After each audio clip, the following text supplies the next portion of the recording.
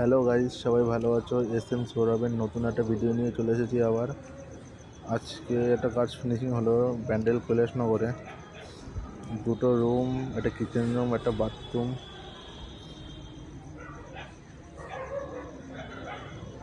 First total টাইলসের হয়েছে। ভালো লাগলে লাইক করো, কমেন্ট করে জানিও।